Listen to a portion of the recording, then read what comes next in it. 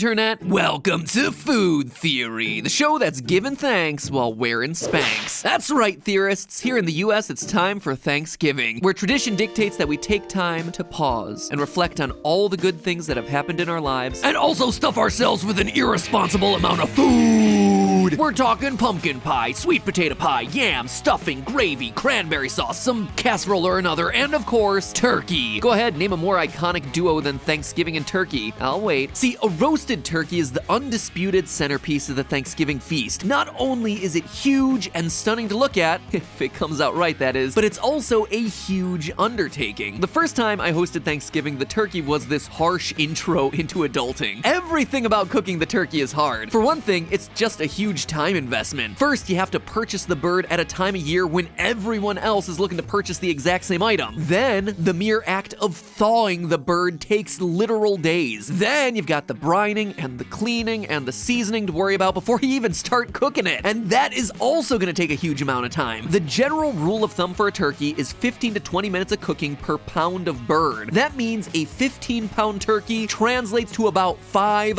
hours of roasting. And then once it's in the oven, that's when things actually get hard, because roasting a whole turkey is a high-stakes proposition. It would be one thing if you were just cooking for yourself, but at Thanksgiving, there's an entire group of people eagerly awaiting the turkey the moment it comes out of the oven. Screwing up your Thanksgiving turkey is not an option. And yet, it's highly likely that you will screw it up, because we're talking about a huge, fickle piece of meat that's actually two different types of meat sandwiched together. White meat and dark meat, which, it's worth noting, cook very differently from each other. Which leads me to the question, does it really have to be this hard? Thanksgiving is supposedly about family coming together, and yet Thanksgiving requires at least one member of the family to devote pretty much the entire day focused on the turkey. I get that it's a tradition, but wouldn't it be great if there was a way to emphasize the non-stressful traditions of Thanksgiving instead? Like watching the Thanksgiving Day parade, or even better, the dog show that comes immediately afterward? I mean, there has got to be a better way. We are in the year of our Lord 2020. Why have there been no advancements in turkey technology? And yeah, there are certainly other ways besides roasting a full turkey. Every year, plenty of people across this great land cook their turkey in a variety of ways, from smoking to sous vide to deep frying to stuffing it with a duck that's stuffed with a chicken to create the abomination we call the turducken. But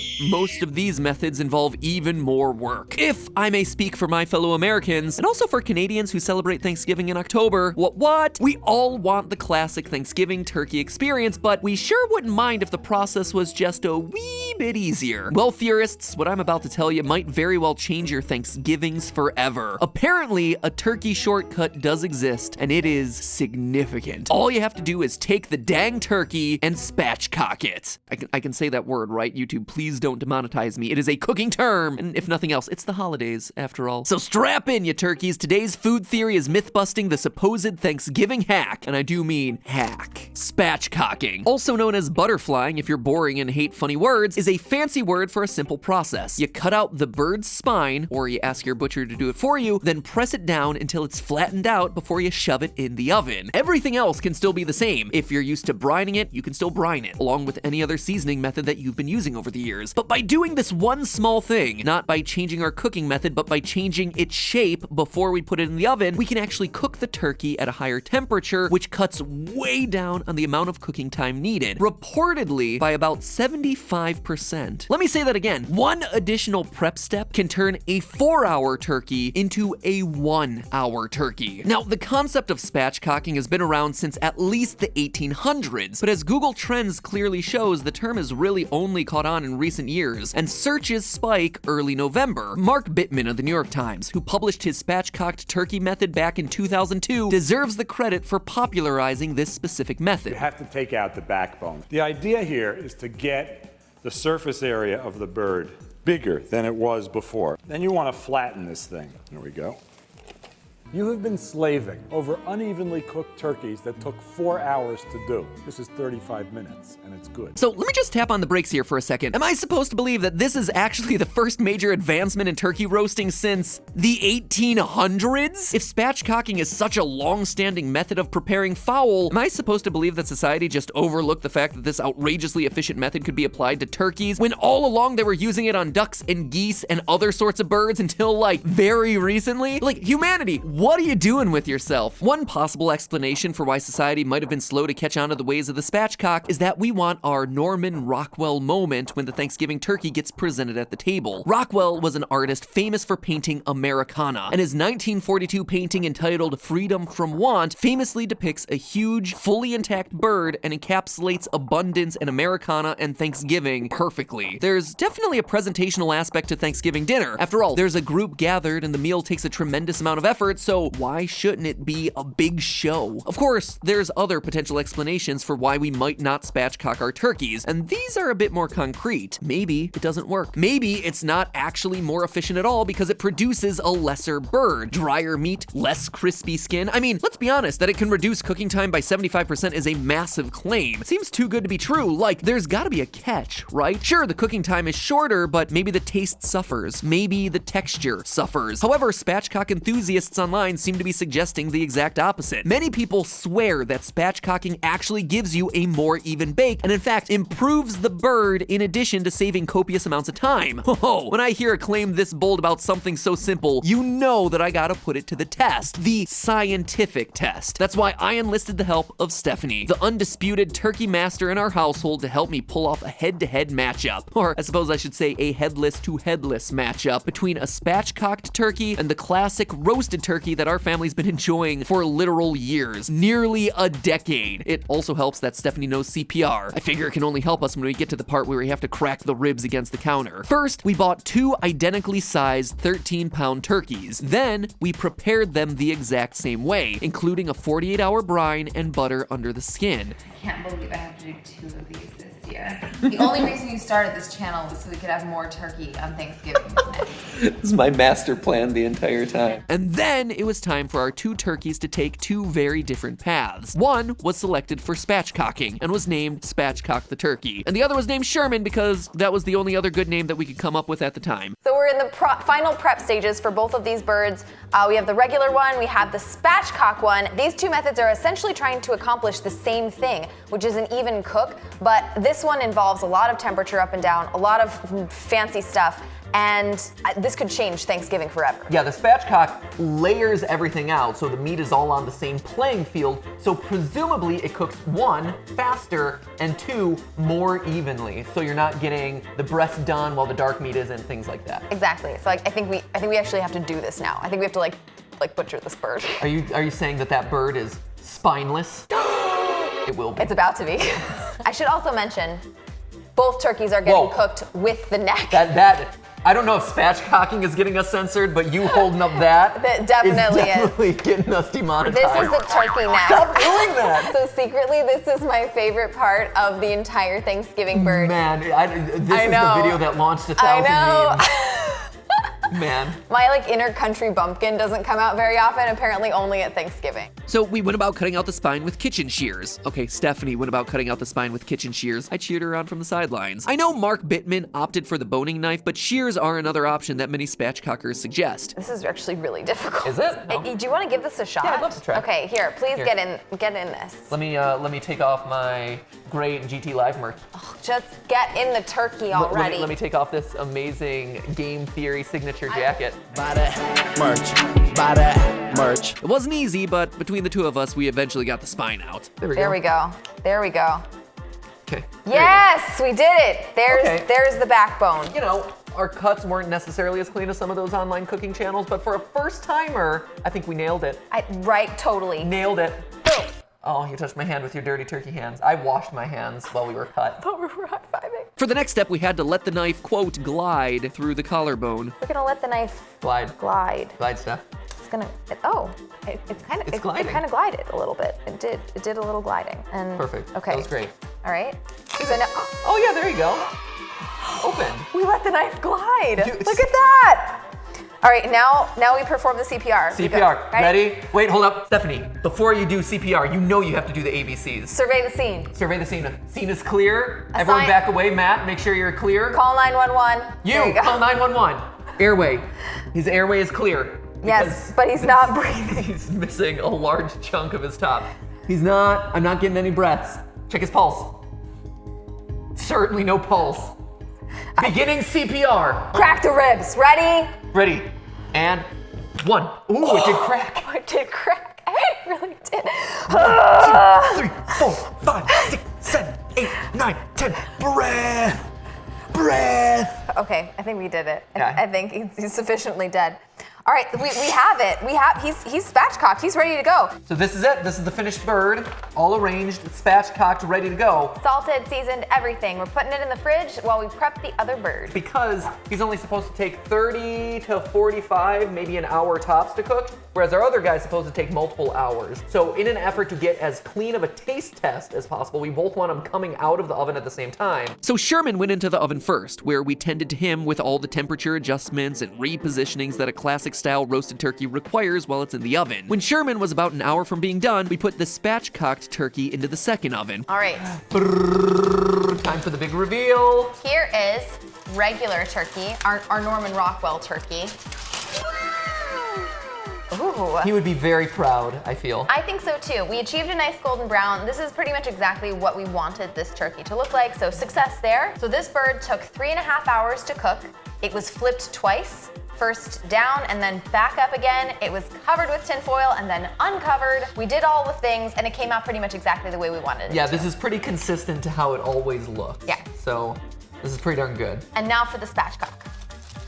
Ta-da! Ooh. I feel like this is a really nice golden brown. This looks great. There's also this weird cleavage shot up here, which is very strange, but I can't decide. Maybe I'm into it. I don't know. Whoa, hey, Steph.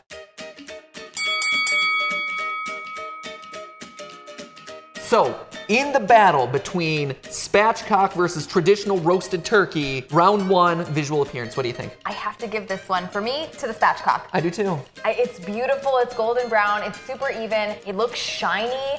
It looks like the picture of a turkey should look, except that it's flat. Right, this guy, even though we did our best, and again, Stephanie is experienced in this multiple years in a row, there's just no way that you're getting that nice even browning on every part. I gotta say, like visual appearance, if this is showing up on the table, I think I'm liking this one a little bit better. I know. But, you know, you're not eating with your eyes. It's a You're feast eating- for your mouth. Eaten with your teethy parts. The teethy parts, that's right. So let's eat with our teethy parts and carve this puppy up. That's a Okay, smart we're call. starting with white meat, so I'm gonna start carving into the breast of this one. That does look like a really nice piece of meat. Get in here with this detail shot, Matt. Look at that juice. Look at that glisten. See how glistening that is? Okay, so this spatchcock also looks very tender, I have to say. It's feeling very juicy as I cut into it. Yeah. We're each getting a nice slice here. And it's coming off like basically the same part of the breast. It's right on the outside. Like this should be a very even test. So from a crispiness of the skin standpoint, I would kind of call them both even for me. see, I'm not much of a skin guy. Spatchcock They're both pretty crispy, honestly. had a decent crisp to it. Let's see regular roast, Sherman. Yeah, pretty similar. Though again, I would say the crispiness of this skin looks more even across the board, whereas Sherman over here, it's crispy on top, obviously, and it's got crispy on the side here. Yeah. But when it comes down to crispiness on the wing, that's where you're really starting to fall off. That's true. So here, more of the wing is crispy and more of the breast is crispy, whereas here it's pretty much all focused around kind of the top and main part of the bird. So to me, honestly, I think I gotta go spatchcock on this one. It's just crispy and even throughout, whereas here, definite solid bits of crispy, but once you get into the wing, you start falling off. There's just no way of creating that same surface area with the 3D bird that you get with the spatchcock, so that has to be the tiebreaker, the overall evenness. Right. All right, Okay. spatchcock again. Okay, what are we tasting first? I nominate Sherman. Let's go Sherman Okay, Sherman first. Traditional roast first. Here we Yes. go. Okay. Nice. Can cut it with the fork. It is that moist. It's really, yeah, you don't need a knife for either.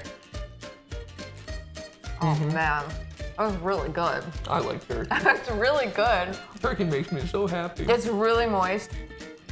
Turkey It's well salted. It tastes seasoned. It's a little bit buttery. Mm-hmm. It's exactly the way it should be. Turkey's the best. We have 2 Thanksgiving turkeys this year. Ah.